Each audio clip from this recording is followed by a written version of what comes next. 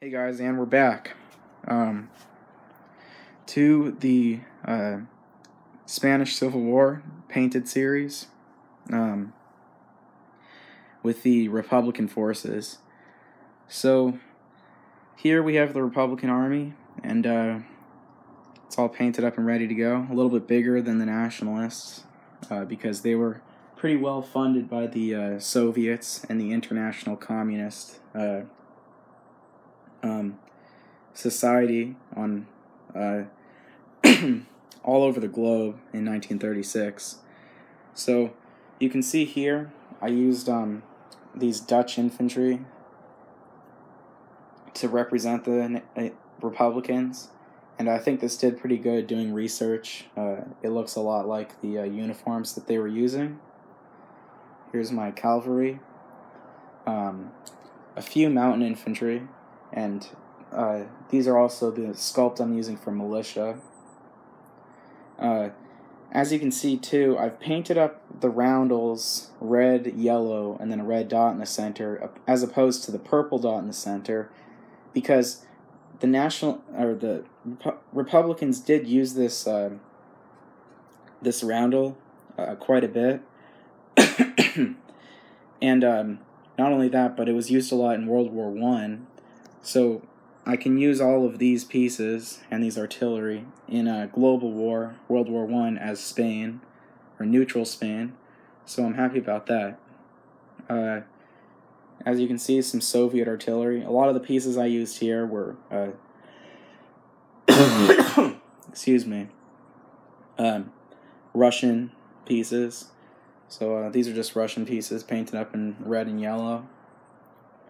Here's the Gauze motorized infantry trucks. All of my vehicles are painted up in this red, yellow, purple symbol on top.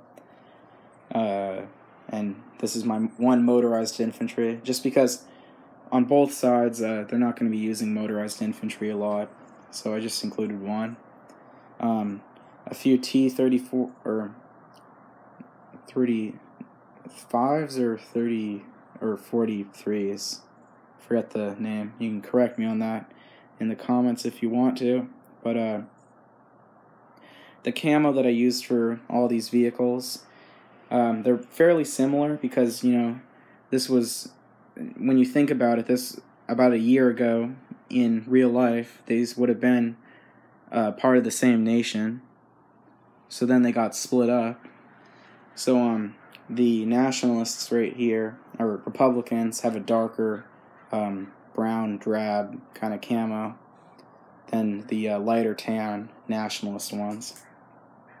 Here's a few T-34, or I'm probably getting these all wrong. I know I am. It might be T-26 light tanks.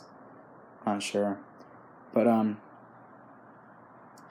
here is a Soviet fighter plane, and yeah, these are just painted up in a kind of a light green color with a big bright red fin flashes and everything, and they've got the red, yellow, purple tails. This is a Soviet tactical bomber that I'm using, and a Fokker medium bomber. Yeah, so they're all pretty nice, painted up pretty plainly. And then we have the Republican Navy, which is a little bit bigger than the Nationalists. Right here we have a coastal submarine. Again, this is just a original Axis and Allies piece. So, yep. Destroyer.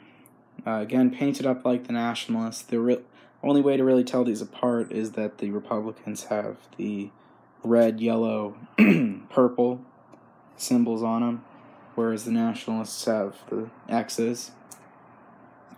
Here's a cruiser.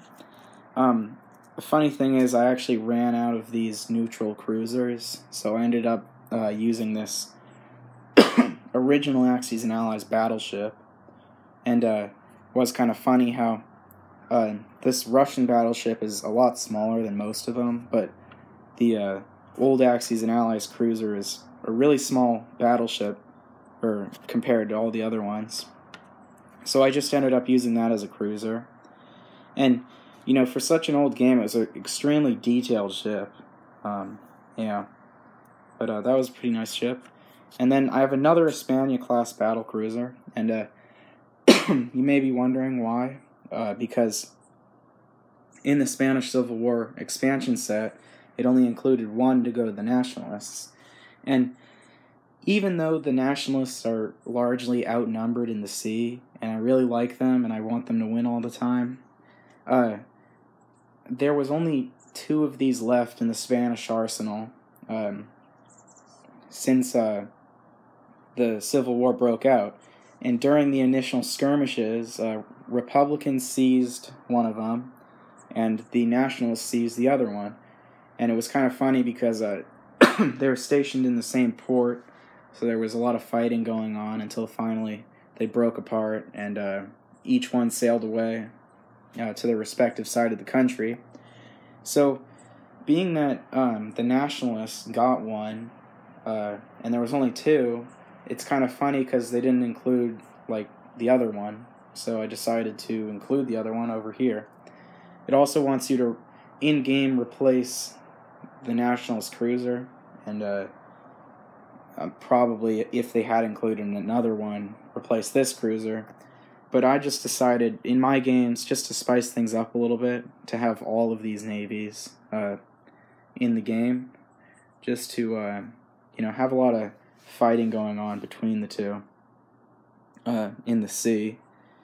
And also, a custom rule that I have is once the Civil War ends and all 6 territories have been liberated, the remaining Republican ships become Nationalist again. So it's kind of funny because if there is limited naval conflict, and say if the Republicans win, they automatically become Russian once Russia goes to war with Germany. But if the Nationalists win, they actually get an independent country that can fight on the Axis side. And when you look at, you know, they have an okay, steady income, and if they win the war, they're probably getting a bunch of Lend-Lease stuff. So if they get limited naval confrontation, they're going to go home with this fleet right here and this fleet. So they're going to have 2 almost battleships, battle cruisers. They're going to have 2 cruisers, a destroyer, a coastal sub, and a transport. So, you know, they could start, you know, they could invade Gibraltar. They could even start ferrying troops over with the transport at that point into Africa and take out France, which I think is pretty cool. Yeah, but that was my Spanish Civil War video, and hope you enjoyed it. I'll have a slideshow at the end of this just to show you the Republicans that I painted up, and yeah, Cobra out.